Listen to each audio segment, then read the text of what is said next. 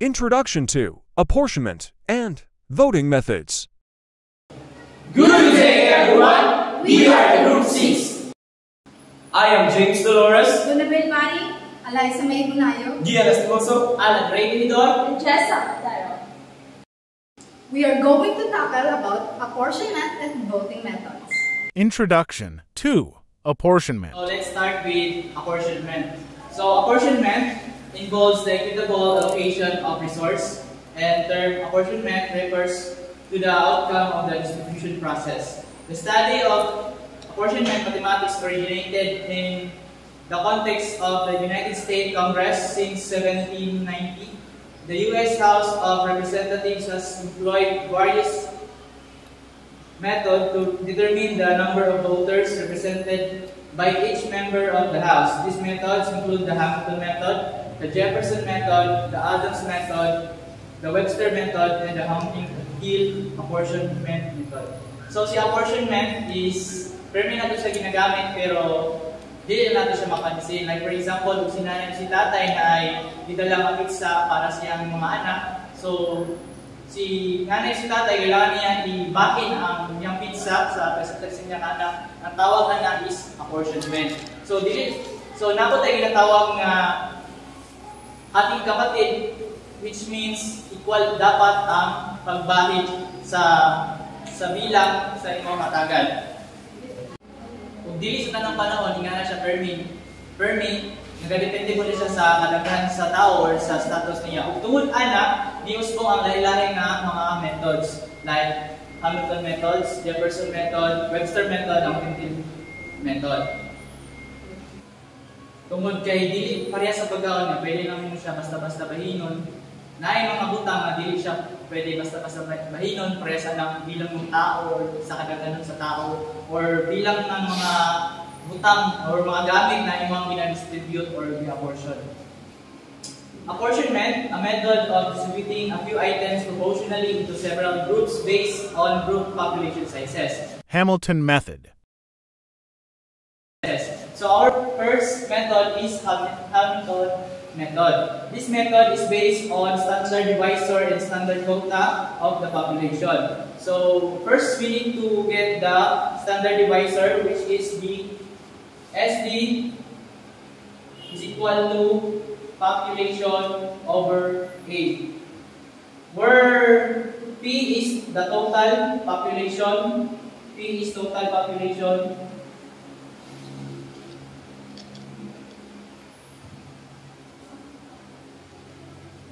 then A is the required allocation.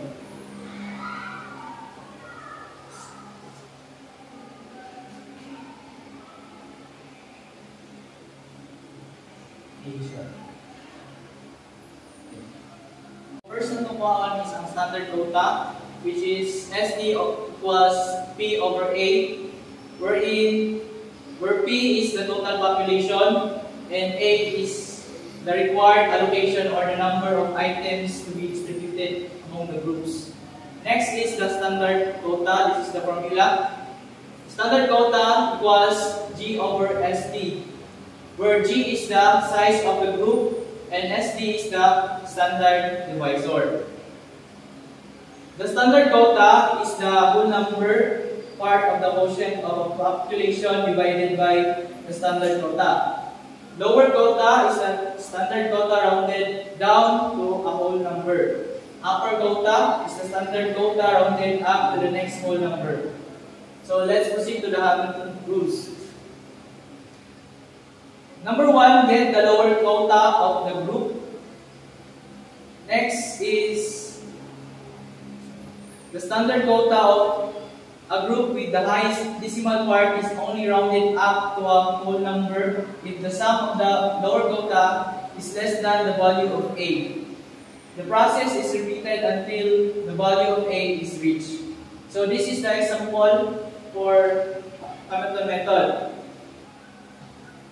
So, for example, Kutkud Second Elementary School plans to assign 40 teachers to teach each of the grade 1 to 6 The number of students in each grade is given in the table below. Use Hamilton method to assign each grade level to the appropriate numbers of the teacher. So sa grade 1 daw na ay 120 na students na enrollment. And then sa grade 2 na ay 90. Sa grade 3, 135.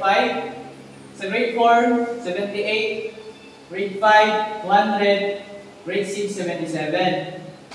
So to get the total population is kailangan ni i-add ni 120 atod sa 77. So kung i-add mo siya tanan, the answer is 700. Okay. Karon, para makuha na itong standard divisor niya, is magbase tayo nga formula, which is SD over P ay P over A.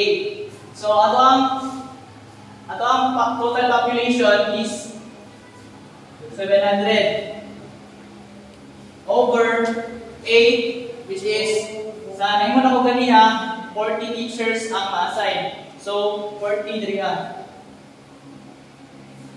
i-divide mo ni siya, ang answer in ani is 17.5. Tama ba? 17.5. Now let's proceed to the standard quota. So this is the formula of the standard quota. So we need to divide the G and over SD. So the G here is the 120 sa 1. So 120 divide na to 17.5. 120 divided by 17.5 tapos diri na po 90 divided by 17.5 and so on. 17.5. So para siya divide mo na siya tanan aron makuha nimong standard quota. So 120 divided by 17.5 is 6.86. 90 divided by 17.5 equals 5.40.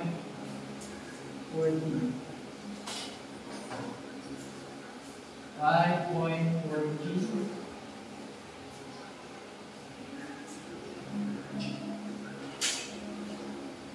135 divided by 17.5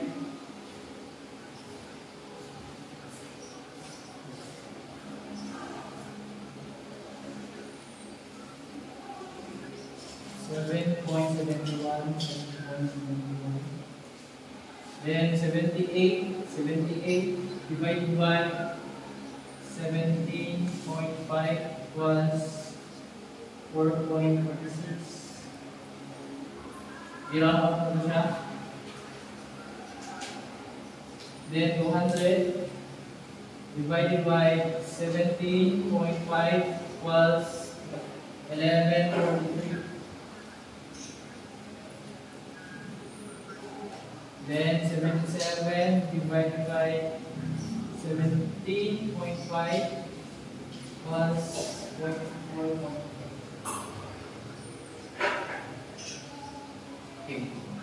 So, para makuha na itong lower quota, ato ang buhaton is i-round down na ito siya. So, ang kailangan na ito kaon lang is ang whole number lang niya para ma-lower quota na siya.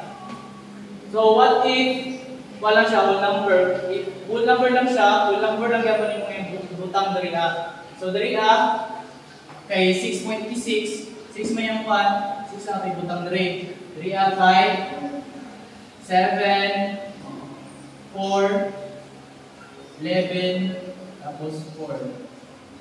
So, karon, ano na siya ang partial apportionment. Kung i-add na siya tanan, dapat siya magsakto na siya sa 60.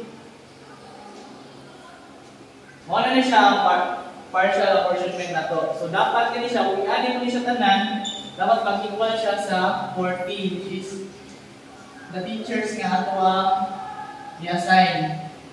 Okay? So 6 plus 5, 11.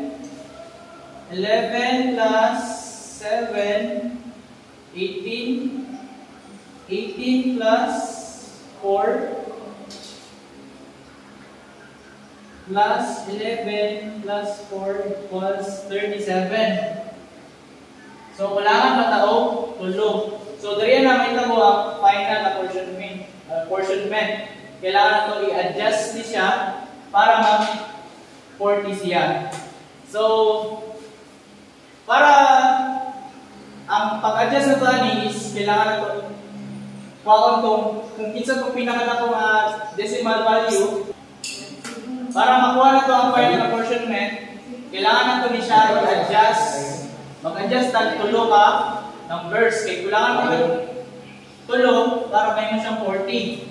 So, ang i-adjust na ito is itong dagko o decimal values. So, dali pinakadako decimal values is 7.71. Mo na ito siya o 8.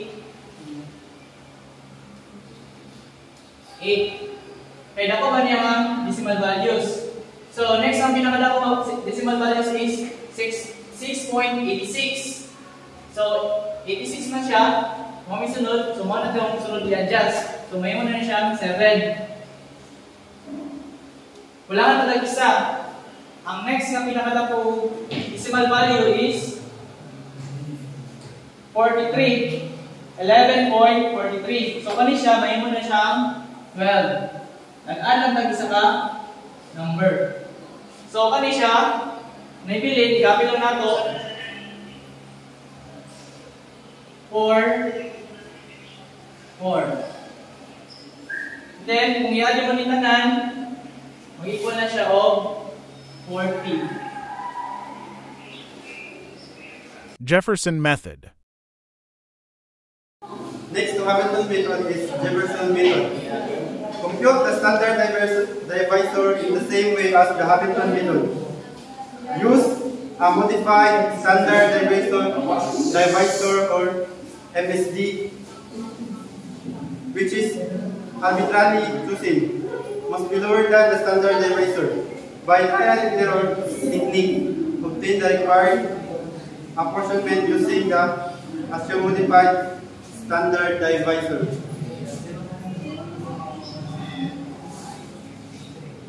Sa Hamilton method,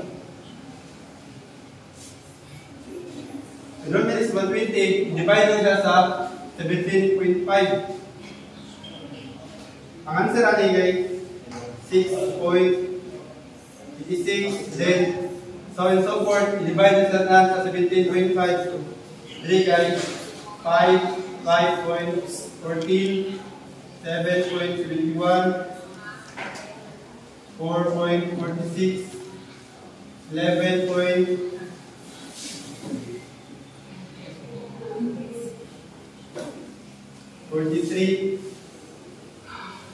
and 4.40. Then pakita siya ang lower quota. Lower quota niya is 6 lang, 6, then copy 5, 7, 4, 11, 4. So ang total na tanan is 37 lang. Ang napakita niya is 40. Then sa pa, there is a Jefferson method, magamit na ito ang modified standard divisor or MSD. Possible na pwede siya, possible nga ubos na nan sa 17.5 like 17, 16, 15, so and so forth. So ang nakita rin ng possible answer is 16. Try na to.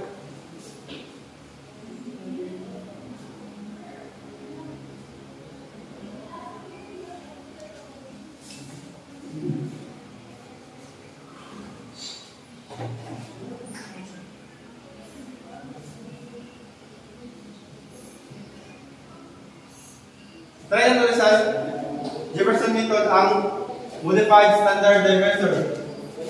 16 divided by 120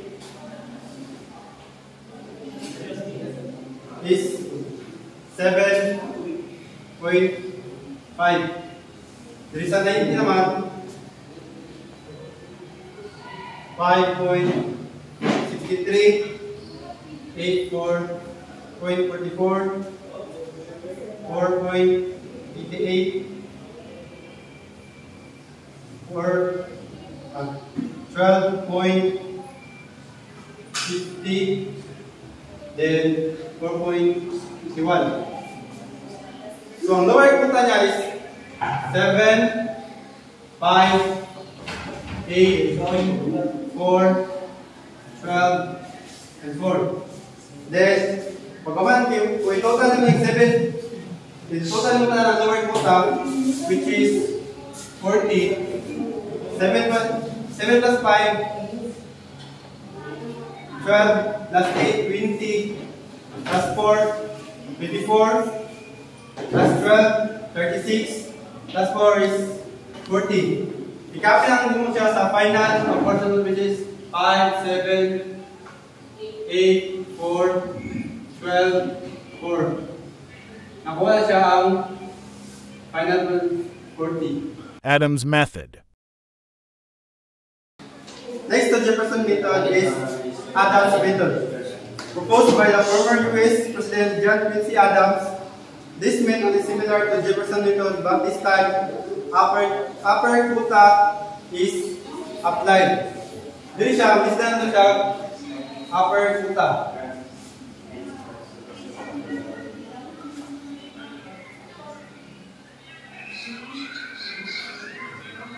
Kung gamitin niyo na ito ang standard divisor na 17.5, ang muna pa sana ni kani 6.86 sa 120, then 5.14 sa 90, 7.51 sa 195, 4.26 sa 78, at 12.11.45, then 4.40. Mag-base na sa lower quota,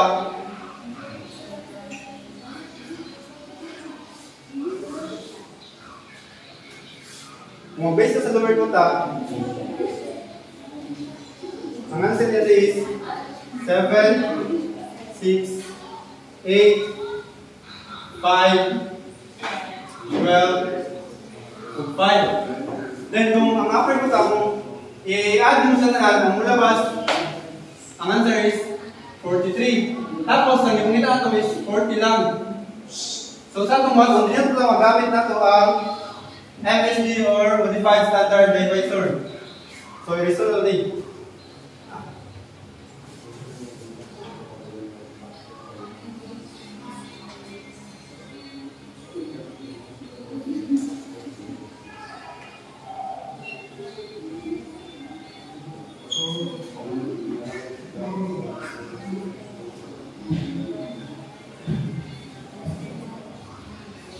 Dari sa Adams method, ang possible nga nakita na kung MSD or Modified Standard Divisor is 19.25. Tapos, i-divide mo siya dari sa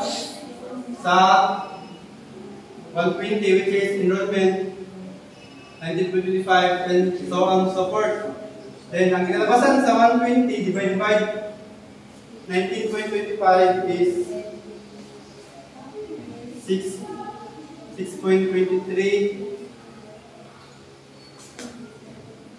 4.68, 7.01, 4.05, 11,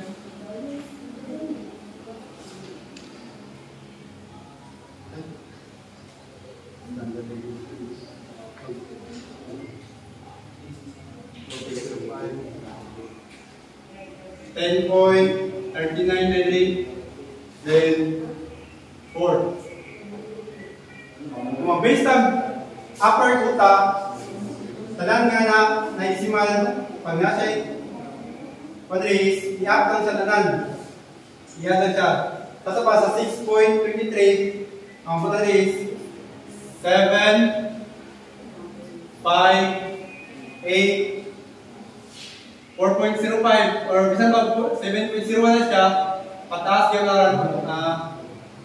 round up gihapon kung siya may masang 8 kung 0 o 7 kung 7 na siya hindi siya mag-round up 7 so naman siya 0.1 isang 0.1 na siya mag-round up gihapon then sa 3 sa 0.5 which is 5 then 11 parihani 4 lang wala siya 1 decimal point sa tuwal. Copy na ito ang 4. So ang answer ni, ang nilabasan is 40. Muna itong final apportionment. Copy lang 7, 5, 8, 5, 11, 4, then 40. Webster method. Next to Adams method is Webster method. This method is like Jefferson method, but rule of rounding off numbers applied to quotients. If the total number of the rounded subgroups is not equal to number to be apportioned, a modified standard divisor is employed by trial and error. There is a Webster method. Ang gamiton natin is rounded value.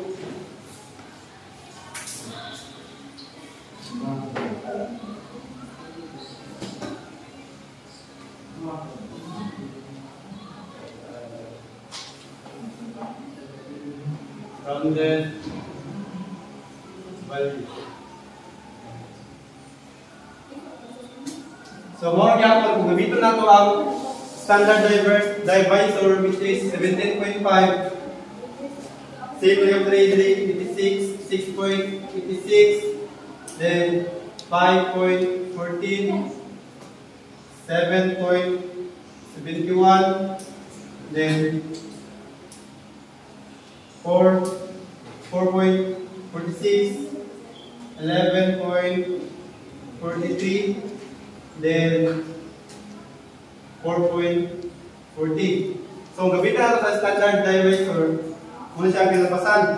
Then, ang nasunod is rounded value. Ang sunod sa dire. Like for example, dire sa 6, ang sunod niya is 8. So, mag-round up na dire. May mo na siya, dire sa may mo siya 7. Then, dire sa 5, ang sunod niya naman is 1. So, pundo siya as 5. Dire siya mataas kay gamay mo ng 1. Then, 3 hanggang 5. Then, 8 kay 7, taas mo ng 7. Then, sa 4, gamay ang 4. Then, pundo siya sa 4. Then, 11, gamay mo ng 4. 11 niya po. Then, so, support 4. 4 niya po. So, kung i-total nyo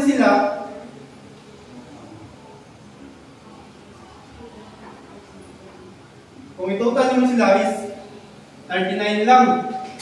So, kulang isa para sa 40 nga quota. Then, din natin magamit ang atong MSD, Modified Standard Divisor. Pili siya paubos, pili mo siya taas.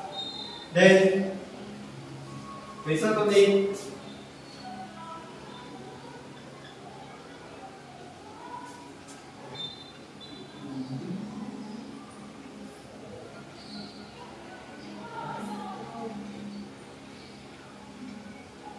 sa tabang sa trial error, mangita kang number 3 or pataas or ubos sa 17.5 bidira. Then ang nakita is 17.35. Then 17.35 divided by 17.35.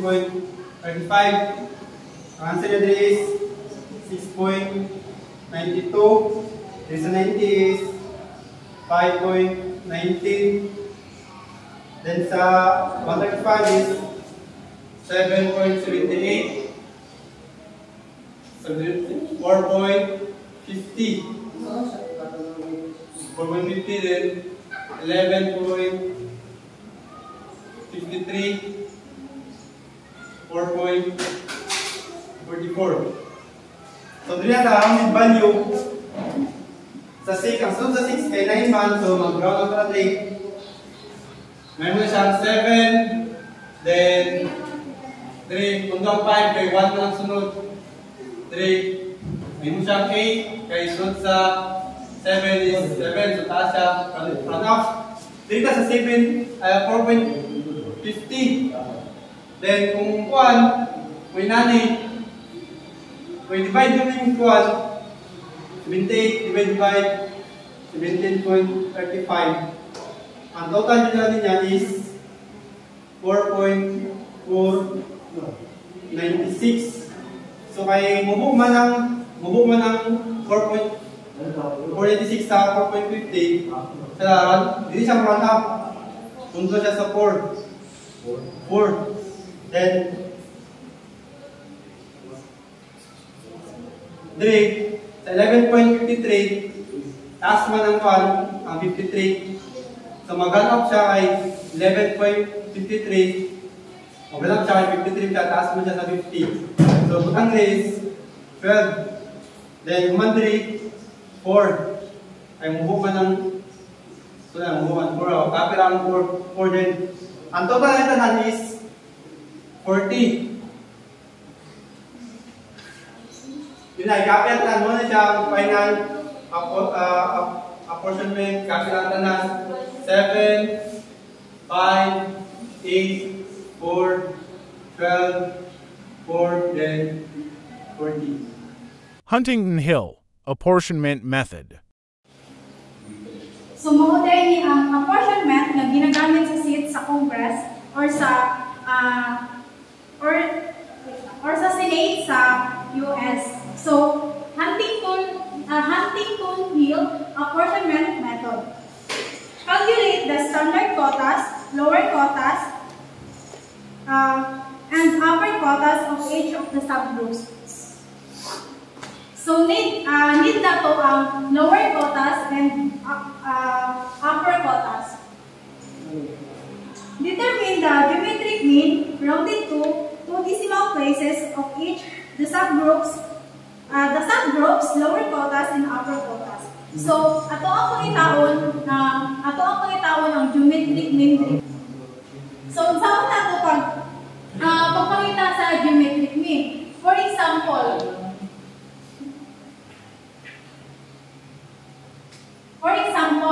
7 times 8.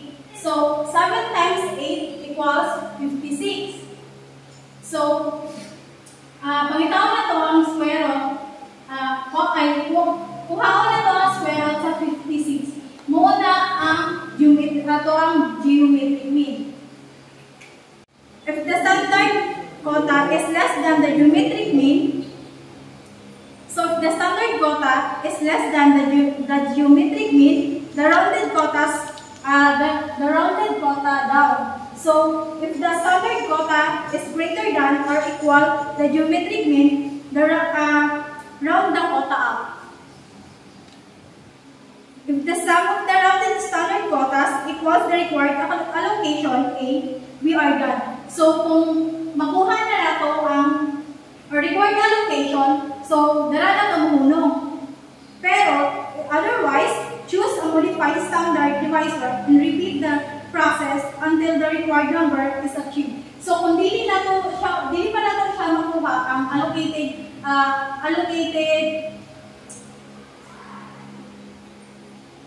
So kung dili pa nato makuha ang required allocation is kuhaon na to ang MSD or modified standard divisor.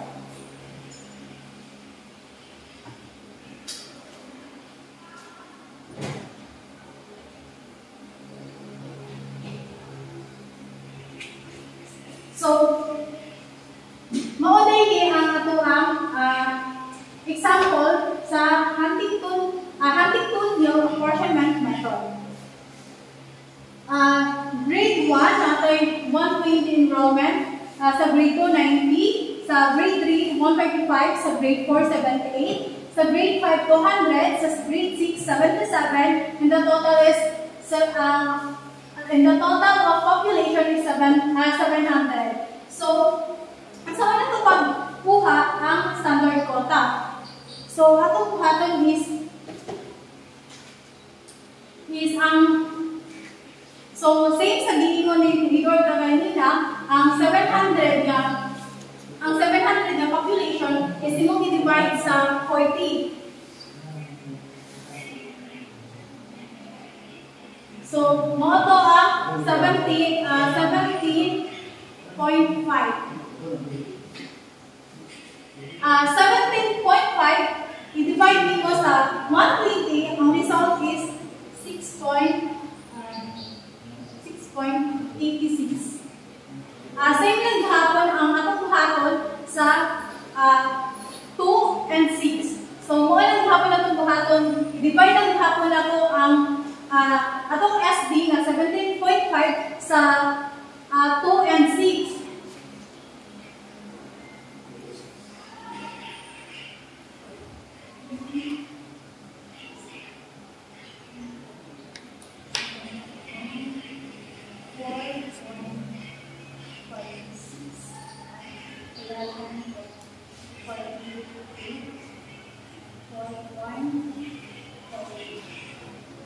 So, ano na ito ang lower quota?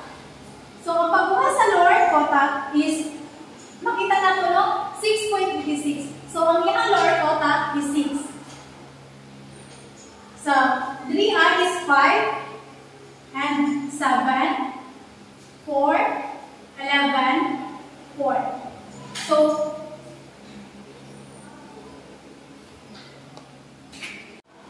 So, buhawan na ito ang upper quota. So, ang 6 is 7 na ito siya, ang 5 is 6, ang 7, 8, and 5, 12, and 5. So, ang pagkuha na ito karon is ang geometric mean. So, ang pagkuha sa geometric mean is ang 6 times 7. 6 times 7 equals 42. Then, square root sa 42. So, ang square root sa 42, mawala ang ato ang geometric mean.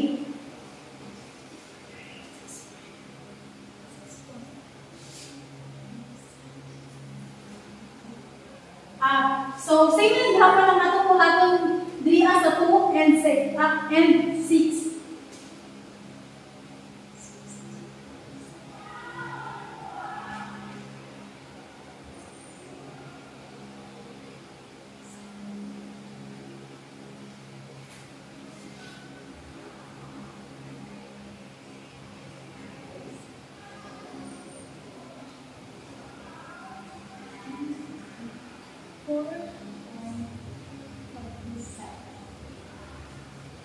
So, ang pagkuha po sa rounded value is dito na tumakuan ang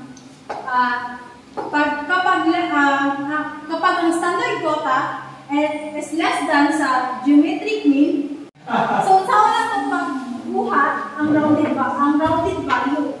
So, kapag si standard quota is less than kay geometric mean, ang atong rounded value is round down.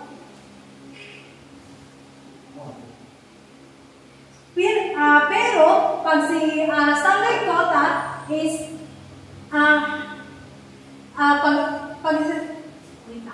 pag si standard quota is greater than the geometric mean, so ang atong rounded value is up.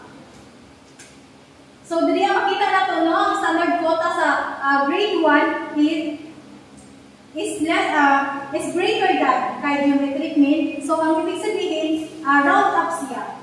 So, ito din siyang mga 7. Then, sa grade 2 is makita na ito nga ang atong standard quota is less than kay geometric mean. So, So, ato siyang round down. So, same na gihapon diri ang atong buhaton kapag si standard quota is less than the geometric mean. So, ato siyang round down. Then, si standard quota, if greater than the geometric mean, ato siyang i-round up.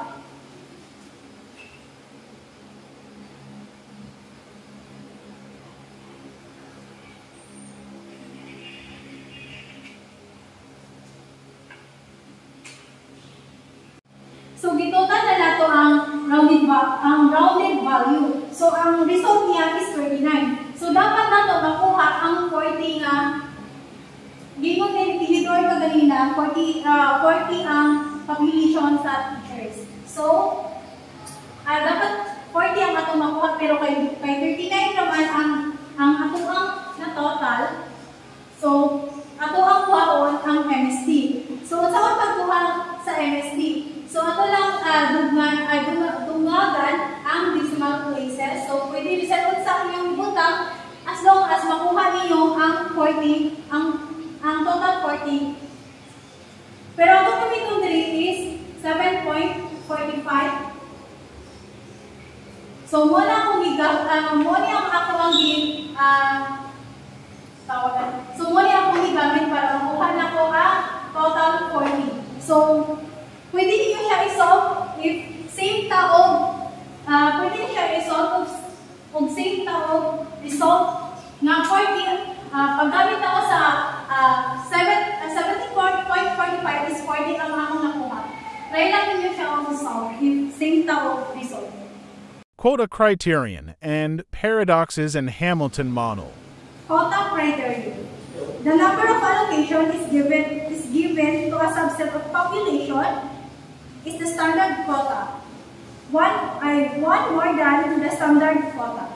So, Hamilton method always satisfy na quota criterion. So, nga namang dili na lang Hamilton method ang atong gamiton sa quota criterion nga ang Hamilton method man is dali ra kaysa sa uban pang mga apportionment like Jefferson and Webster method and Huntington-Hill method. So, why man nga ang Hamilton method kay dili na lang siya ang imuhang. So, why man nga ang Hamilton method dili na lang siya ang imuhang gamiton para is mag-solve sa quota criterion. So, why man nga ang Hamilton method why man nga dili na lang Hamilton method ang gamiton if mag-solve sa quota criterion. Kaya nga naman God, ang Hamilton method is pwede siya mag-cause of paradoxes. So, standard divisor is innocent. It is possible that both Jefferson and Webster may violate this criterion. So, pwede po ang Jefferson o Webster makaviolate sa criterion. Same sa Huntington-Hill method may also violate the quota criterion. So, paradoxes in Hamilton model. So, paradoxes paradoxical outcomes may exist using Hamilton method. A new apportionment may occur to one of the groups which is lower than its original. So, apportionment, when you change the sizes of the groups, the number of the groups, or the number of the items to be called Alabama paradox. So, Alabama paradox. For example, so, makita na ito dali nag-allocate ako 15. So, nag-allocate ako 15 by Hamilton method. So, makita na ito dali ang iyang total is 15. So, what if nagbago ang apportionment? So, nag-allocate ako 16. So, makita na ito dali sa population, wala siya nagbago. So, 95 ay 956 ang ato ang population. Kaya kung Kay tungod din, ay need man nato magdagdag og seats. So, for example, sa Senate or sa Congress, so mapansin nato no nga mapansin nato diri nga sa ikalita og 0 ang ay so mapansin nato nga sa ikalita siya og 0 ang 6 ang sa 16. So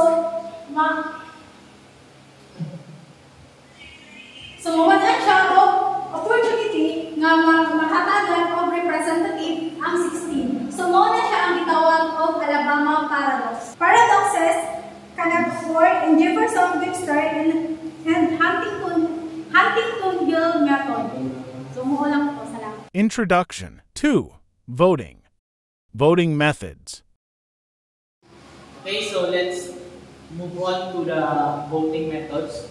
So, what is voting? Voting is a process of choosing someone or something in an election. When we vote to elect our leaders, the result depends on the numbers of votes received by the candidates. When we vote to pass laws, the number of support and against the proposal determine its outcome. Determining the result of voting is not as simple as it is.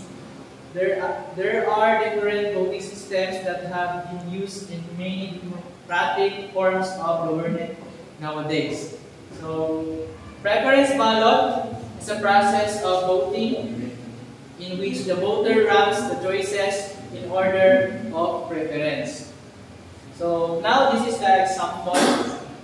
A group of senior high school students were asked to rank their preference of 3 available courses in college, using 1 for their most preferred course and 3 for their least preferred course. So, this is our preference table. So, sa education daw,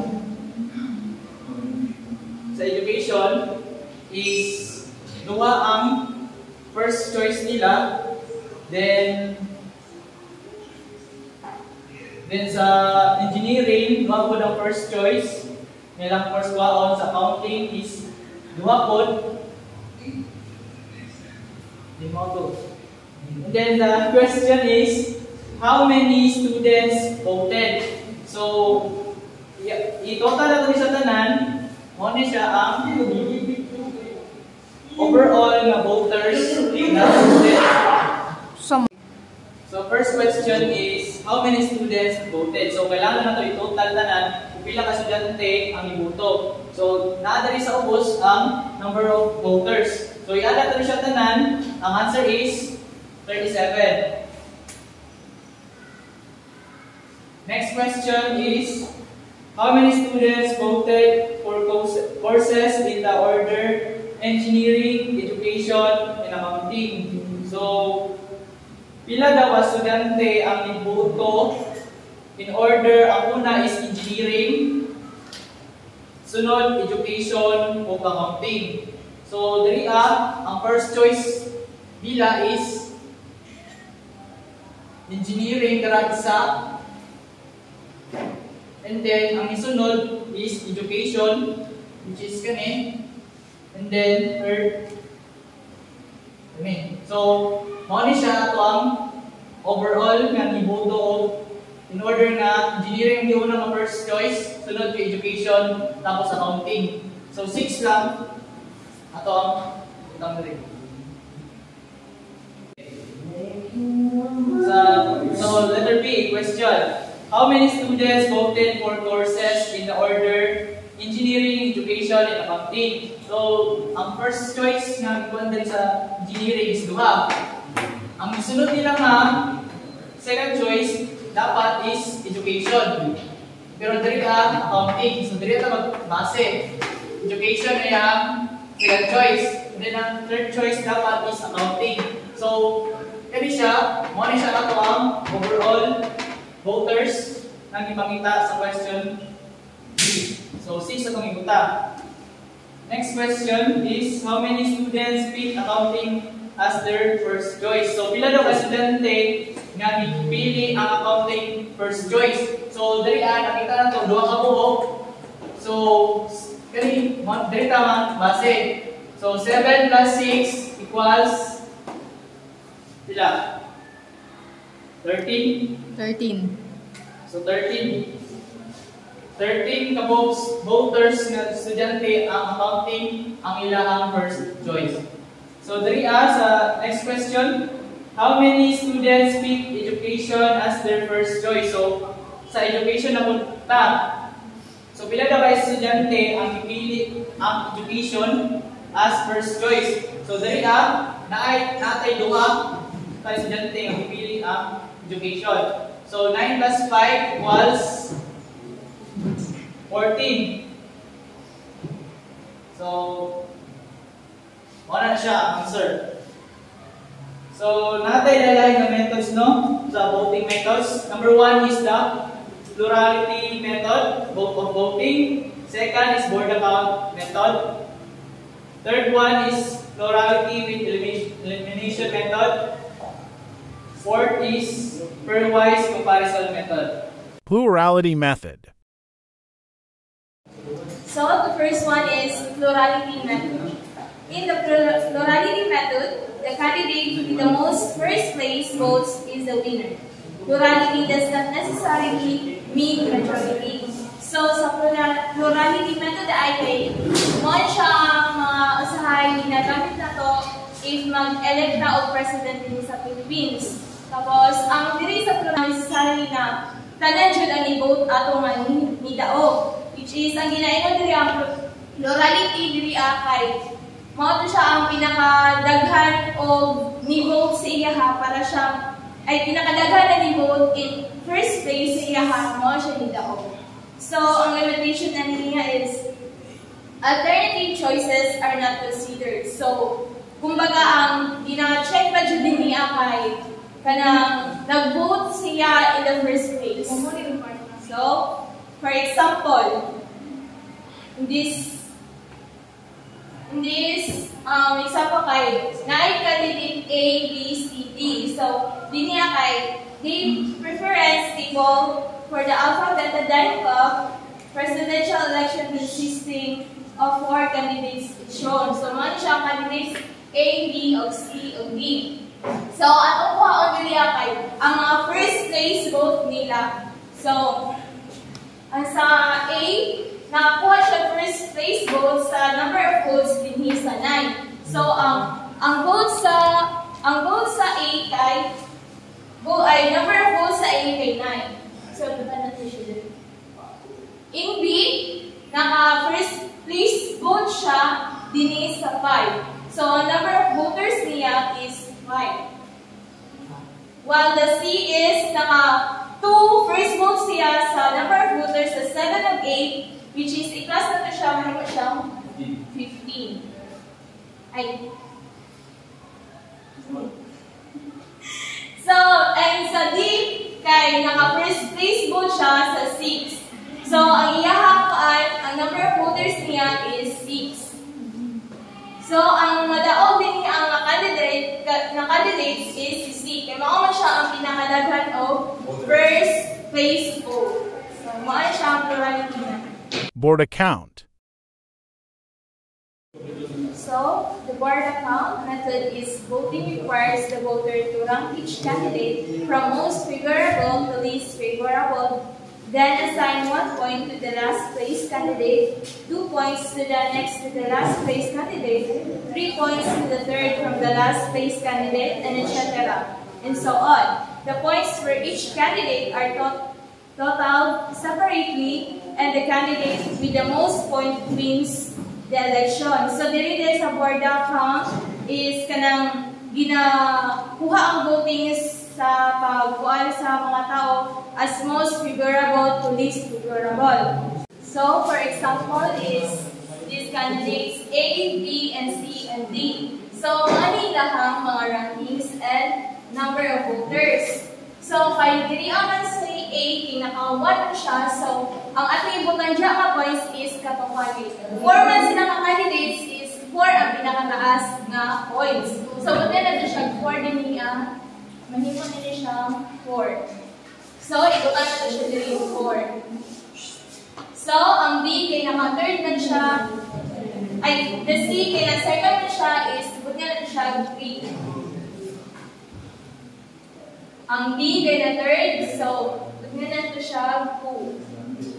And the D is the fourth, kaya mo na siya ang pinakagawin points, which is 1.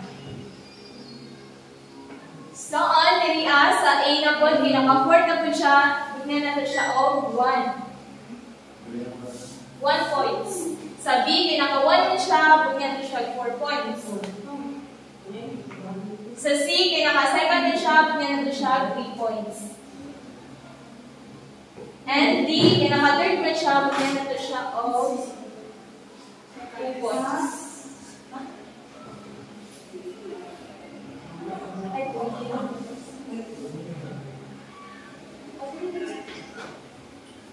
So, sa third row is, naka-3-1 si A, put nga na siya of 2. Sa B is, naka-4-1 siya, kaya put nga na siya 1. Sa C, kaya naka-1 na siya, put nga na siya 4. Ang sa D, kaya naka-second na siya, put nga na siya of 3. Sa fourth row is, naka-2-1 ang A, put nga na siya 3. Naka-third man ang B, put nga na siya of 2. Naka-1, naka-first place man sa C, put nga na siya 4. And naka-fourth man si D, put nga na siya 1. And so on, makuha na ninyo. 4, 1, equals 2, 3, 4,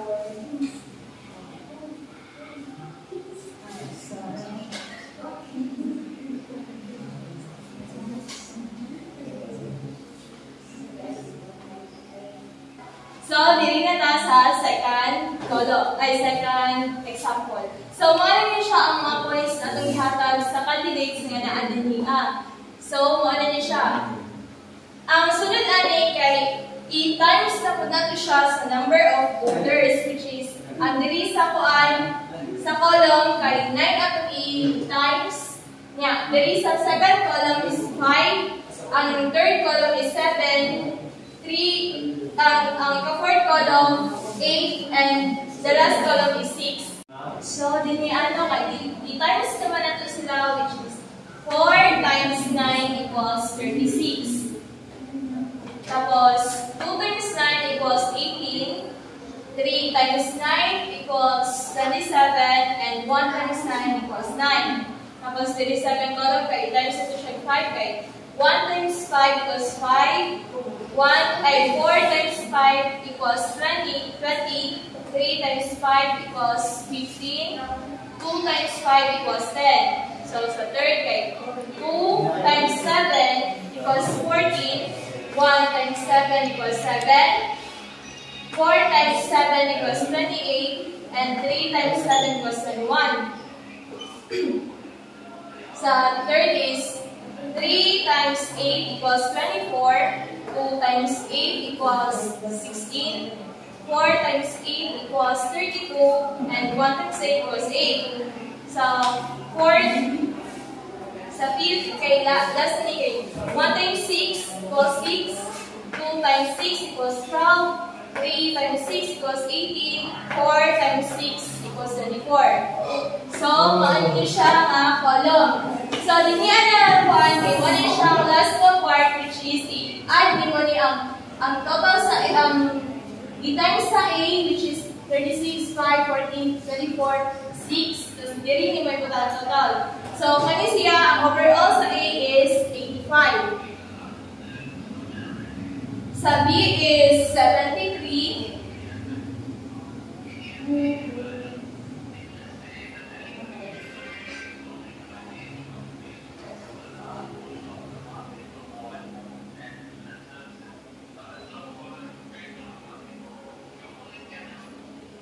Sa C is, i-class na totalan is 120, and D is 72. So, dini ang makita na dyan na ito kung pinsa ang nadao, which is ang C. Kaya mauna siya ang pinakadako o score. So, mauna siya ang word counts. Plurality with elimination method. So, the next method is plurality with elimination method. So, this method is also known as instant runoff voting and abbreviated IRV. First, so kanang method, first is plurality sa siya para makabalot ta og kinsa ang pinakababa nga voting, and ang majority is vote is 50%. If dili ka abot sa 50% or majority percent is na-eliminate na ang one row. Pero if dili gyapon kaabot sa kanang majority percent, mag-eliminate gihapon until makaabot na sa majority percent. Pinakagamay nga vote is mauto siya ang ma-eliminate or mawala. So, ang total diri ang di ba na plurality naman to ganina. So, ang total number diri is 35. So, kanang ang majority di ba sa kanang majority sa kanang voting is 50%. So, ang 50%, aning 35 is 17.5%. So, majority ni siya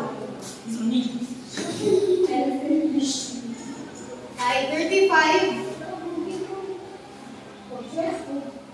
divide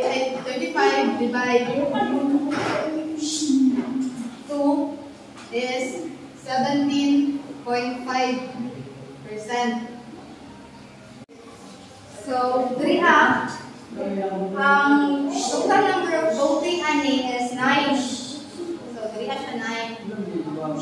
Then, sa B, ang total number niya ay ang kuan niya ang kaisa naman siya, so na siya 5. Sa C, kaduha man siya tag number 1. So, 7 plus 8, 15. Then sa D, kaisa naman siya na ganang number 1, 6. So, diyan 6. So, kabalo lang tama, ang pinakadaghan na number of voting or ikadwa siya ng pinakauna is C. Muna siya ang winner. So, diba, nagkuha naman tanga, ang majority is 17.5. So, wala man siya kaabot. Wala siya kaabot sa 17.5. So, mag-eliminate na isa. So, ang pinakadamay sa ina is si candidate B. So, wala ko ni siya. So, mahimo na ni siya. Mahimo na siyang 1.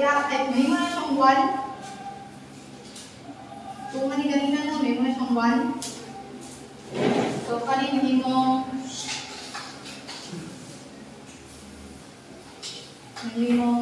second. O mahimong third. So, mahimong mag-vote another row. So, nawala naman siya, no? Nawala na siya. So, ang makabili na lang natin si A, C, D. So, ang ranking na niya is nausap na. So, mawala na siya ang final na ranking. Mawala siya. So, then diri, si A, nakakuha siya og 9 votes, ay 1. Then, mawala siya yung 9 votes. Tapos, sa C, mawala siya ang second sa, then, nahimo na siya 20 votes. So, si D, third man siya, so 6 votes lang siya. Diba, ang majority sa 35% ay sa 35 is 17.5%. So, naabot naman siya 20. So, ang 20, so diba, nilapas na siya sa 17. Tapos, 20% siya. Then, so, na-declare na si Kuan ang winner. Si Guy, nakakuha siya ng 20% vote. Pero dapat na kailangan niya yung tao, makuha niya 17. So, nakakuha siya 20, so siya ang winner. pairwise comparison voting. So for the fairness criteria, we have a majority criterion and monotonicity criterion, Condorcet criterion, and relevant alternatives criterion. For the first, majority criterion. So if a candidate receives a majority of first place votes, then that candidate should be the winner of the election. So kailangan itong candidate nga nadaog or nakakuha og majority ng votes, siya dapat modaog sa voting. Kaso, last times nga katong nakakuha og majority kay mapildi depende na sa kung unsa to siya nga method. So sa monotonicity criterion, if candidate R wins an election, then candidate R will also win the election if they only change each other switching to candidate R. So monotonicity criterion, if si candidate R wins the election, dapat siya Japon mo daw sa election, sa re-election. Pero na times na mabago ang decision, and that case na ma-violate ang monotonicity. And the third one is Condorcet criterion. A candidate who wins all possible head-to-head matchups should win an election when all candidates appear in the ballot. So, Condorcet criterion, nadyo siya times nga dili jud inguna na ang mahitabo. Kay kung naatay ginatawag nga fairness, fairwares, kay siya ang modaog. Pero sa ubang method kay mapili siya. So, nadyo inguna na times sa votings. And sa irrelevant alternatives criterion, requires that if a certain candidate R wins an election and one of the other candidates is removed from the ballot and the ballots are recounted, candidate R still wins the election. So dapat si candidate R Japon ang mudaog. Di ba kaya nagtanggal naman siyang candidate sa ballot, dapat siya Japon ang mudaog. Pero nadyo times na dili jud ingana ang mahitabo labaw na sa elimination. So dra ma-violate ang irrelevant alternatives criteria. So, nasa tayo tinatawag na Arrow's impossibility theorem. So, si Arrow is tao dyan siya. Siya ang nag-prove na bisag unsa nga method na adyo'y dili ma-satisfied sa upat ka criteria nga akong na-discuss katong sa fairness criteria. So, as what I have said, walay perfect na method kung baga mapili ra ta og pinaka-appropriate or lesser na ma-violate sa rule sa katong criteria nga akong na discuss katong upat ka fairness criteria. So sa weighted voting system natay mura siyang formula para sa voting. So the Q is the quota and the W is the weights.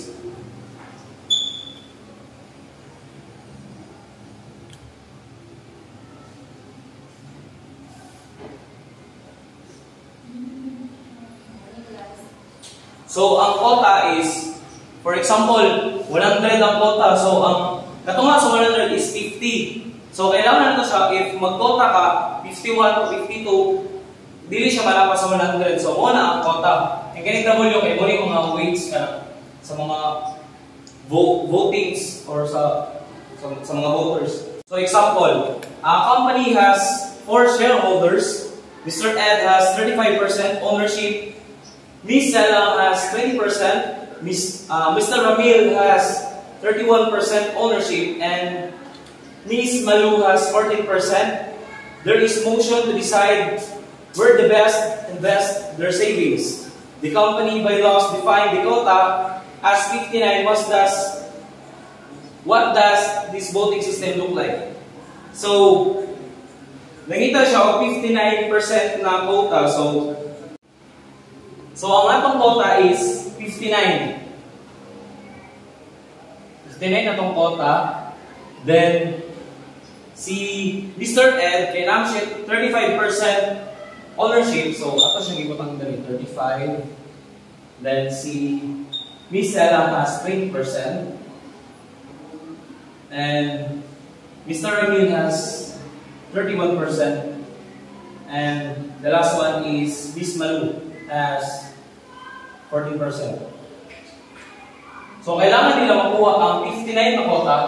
So kailangan nila mag-share sila upat or tulo para lang makuha nila ang 59 na quota.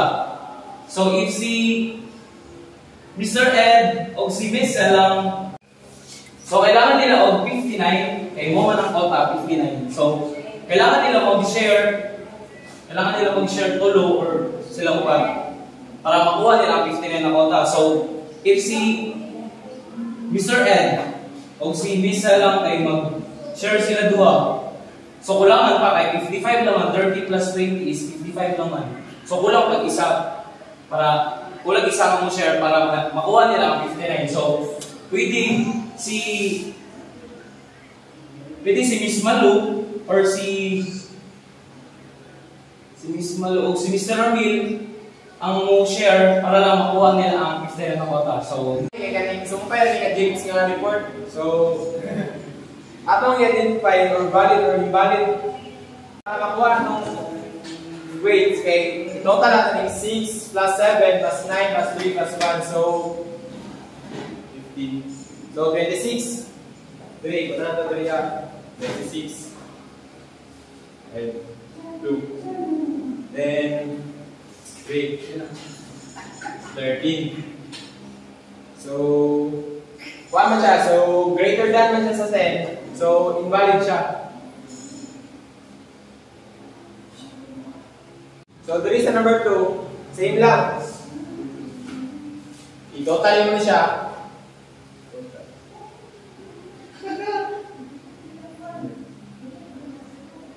Then, 7. Divide 2. But, 25. Then, less than man siya sa akong quota. So, valid siya. Valid. This number 3, copy na itong formula, sunuhay. Bring out 2. Tapos, i-add lang mo siya. So, 27 by 2 equals 13.5. So, less than na siya sa quota ng 21. So, valid siya. Then, so kanisa there is a weighted voting. Ang makita natin no kay ganing 9 ang quota tapos 1 na tanan. So man siya ang gitawag na 1 person or 1 vote. Eh basta mo na makita ninyo. So there is a number 2. Ang atong quota nila kay 19. So diri pa lang sa 20 mali na. So ang tawag gani pag kanang ang vote kay wala pa sa quota, tawag na dictatorship o anak dictatorship na. Tapos there is sa number 25 ay sa number 3 ang quota diri ay 25. So tapos ang number of voting diri ay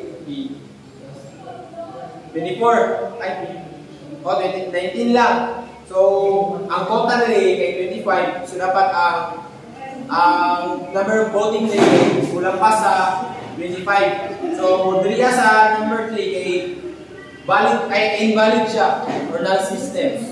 So, diri sa number 4. So, diri no nga dapat moboto jud ang isa ka participants kay para ma-kompleto jud ang boto. Dili siya makulang. Mo ning tawag nga veto power system. So there is a terms to remember, a coalition, a set of voters who votes the same way either for or against of the resolution. So there ay kanang kumbaga kanang nagboto-boto kanang bulto pero kanang grupo mo siya coalition. Tapos kani sa winning coalition, a set of voters whose total votes is greater than or equal to the quota. Diri sa winning coalition kay kanang ang quota diri kay tie. 10 ang quota, tapos ang mulubaw ako ka ng number of voters ba? Abot sa 11 pataas, 10 pataas, muna na. Tapos dito sa losing coalition, kaya ang set of voters whose total votes is less than the quota. Kung tayo ang quota, moto 10. Ubus sa 10, muna 1. Losing na muna. Tayo, dito sa critical voter, a voter whose departure from the winning who's winning coalition makes it losing coalition. So diriya sa critical voter, kung tayo diriya ang quota natin diri kay 15. So pag ipagsama natin diri sila, ang critical ani ay joke. Kung tayo pag gani. So pag gani anong kuan, so winning coalition siya kay lapas sa 15. So pag waon ning 12, so ang critical kay 12. Critical. Muna. 12. Tapos pag kaning 12 o 3, winning coalition ba siya? So, hindi siya winning coalition kay tayo naman. So, good na. Ang critical naman kay kaning 12. A voter who has weight that is greater than or equal to the quota. Kung ano yung ingon, tapos pag gawa ko ng 5, so, wala siya tayo daw, wala siyang tawag na dictator. Tapos, kani sa dami, a voter who has no power, never a critical voter, the number of possible coalition of n voters is 2n. Innovative voting system. What is the quota? There is a given voting system. Ang quota natin 17, ang voter ay 17. Tapos ang voter number 1 kay kaning number 2 voters lang. Sa voter number 2, 3. Sa voter number 3, 5. Sa voter number 4, 6. Sa voter number 5, 10. So, what is the quota? Ang quota natin kay quota natin kay 17. So, there is a number 2. How many voters are in the system? So, 5 ang voters. So, 5. So, there is a, what is the weight of voter number 3? So, ang weight sa voter number 3 kay 5 na to. So, 5. Sa number 4, what is the weight of coalition B4 and B5? So, ato namin siya ang voter number 4, number 5. So, 16. Kay 6 plus 10, 16. So, number 5 kay number 5 is voter number 1, 2, 3, 4. A winning coalition. So, ang pag-ian na to ang 2, 3, 5, 6 kaya ang mabuo lang ano niya kay 16 lang. So, kulang siya isa para kulang siya 2 para winning coalition siya. So, no.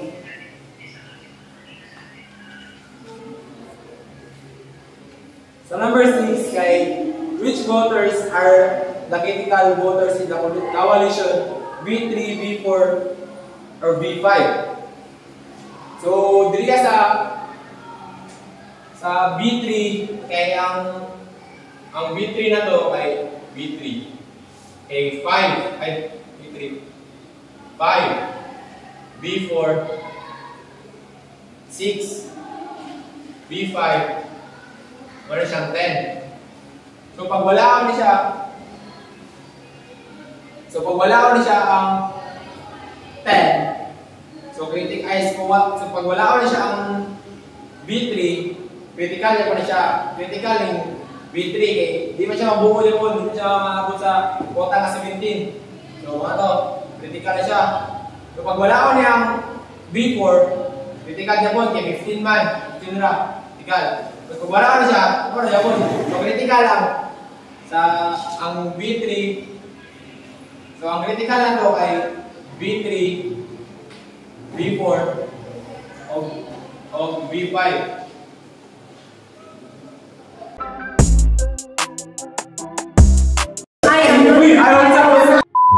So may bibunayo. Ay, taas ako. Ang panahon, ika na permit siya. So mo day ang 5 plus 4. this